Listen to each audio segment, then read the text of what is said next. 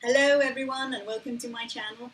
I don't think it's an exaggeration to say that we live in some very unpredictable times, and it can all seem a little insecure and a little unsafe, and I think many of us will have experienced projects we've been working on either being postponed or perhaps even cancelled, and everything seems a little bit up in the air. If you are one of those people who are still lucky enough to have a job, it can be still very stressful, especially when you have been going through a year, the year of 2020, where everything has seemed have seemed so unpredictable and insecure, and it's difficult to find something that's reliable and safe and sound to hold on to. And I wanted to try and address this issue a little bit today.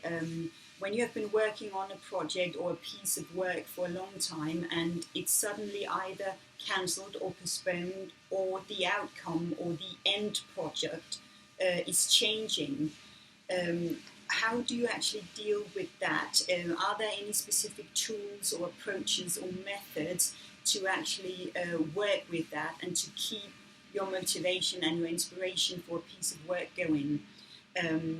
And I wanted to try and dive into that a little bit today. As always, if you like the content of these videos, please like them, subscribe to the channel, add your comments. I'm sure there are many different approaches to this, so please let me know your views and your thoughts on it. Let's begin by having a look at some of the reasons why a project work or perhaps a piece of research might change its outcome or its end product or goal. One of I think the most common reasons is the change of the resources available. This can be budget cuts, we've all experienced that. It can also be redundancies or perhaps change in staff resources. Maybe you don't have the number of staffs available that you thought you would have. It can also be a change of venues. Maybe if you're working in a historical site, maybe a specific venue is under restoration or something like that. And then, of course, there is the current situation, which many people are experiencing at the moment, pandemics, where everything has sort of been turned around and our entire work life has been turned upside down, really. It can also be organizational or structural management changes. Maybe you are having a new boss. Maybe there are new structures or changes to your department or something like that. That can mean a change in an outcome or a change in a project work.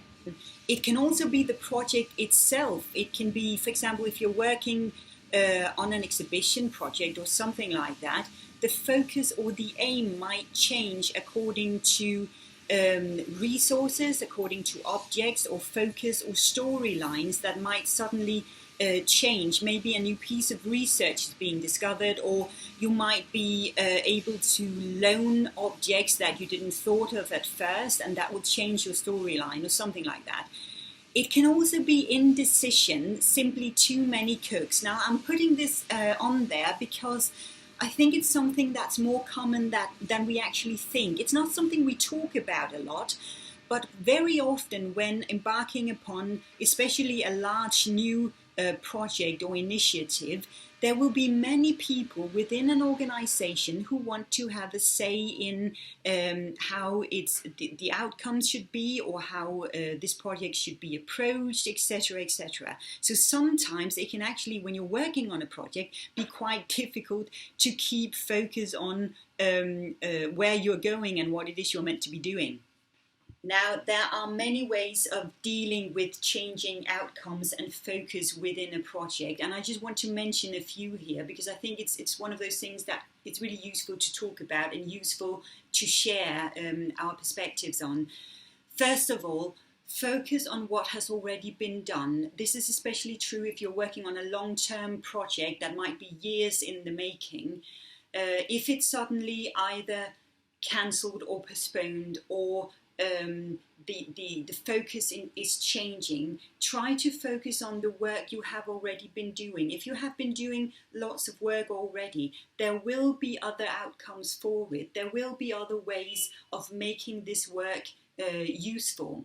Make sure there's some kind of outcome after almost every piece of work. Now, I don't mean necessarily after every single meeting you have had or after every single work day or something like that.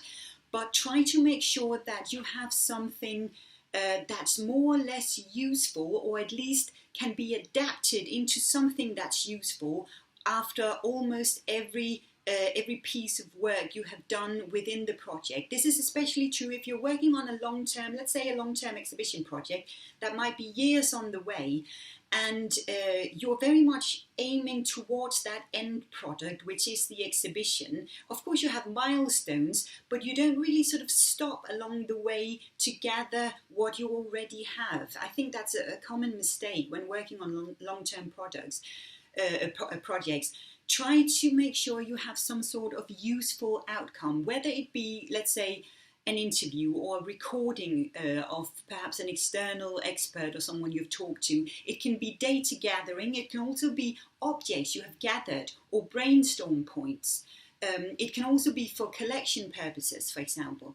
And especially if you're working with, let's say, community groups, try to make sure that whatever you have been doing so far, that there is something you can take away from it and use already in whether it be useful for a small piece of storytelling or a larger piece. It can be for a social media post, anything really.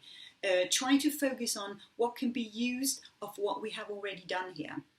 Now, this brings me to the next point, which is focus on where the different outcomes can be used, whether it be in your collection or your collection management, in your exhibitions, in a storytelling or in an interpretation piece of work.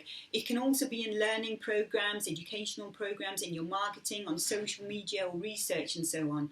Where can we use this? It might not be exactly what we had hoped for, because we might not be able to do this publication or this exhibition or whatever it was we were aiming to do, but there will still be things we can use in the work we have already done. And now my final point really is don't panic, because I know this can be really frustrating, especially if you had a major thing in mind that you were working on. All the work you do is adaptable. It can be changed to fit something else or to fit a different outcome. And that's very important to keep in mind. I think it's something we often forget when we have a very clear output or a very clear sort of end product or goal in mind, that we were so focused on that, on doing this exhibition or doing this piece of publication or doing this piece of community work or whatever it is, that we sometimes forget that what we do can actually be adapted to suit so many different things and so many different audiences and different projects. I think the important thing here is to focus on your motivation. What keeps you motivated? What keeps your colleagues and your team motivated? How can we hold on to that? What actually inspired us at first to do this project? Why was it we wanted to do it? Why was it important to us, to our collection, to our storytelling, to our organization even? We tend to often maybe be a bit reluctant towards change and to think of it as something that's a little bit dangerous and very insecure. And it can certainly seem that way, especially when it has been going on for a long time. Keep focusing on the positive and on the motivation, I think, is really the way forward here.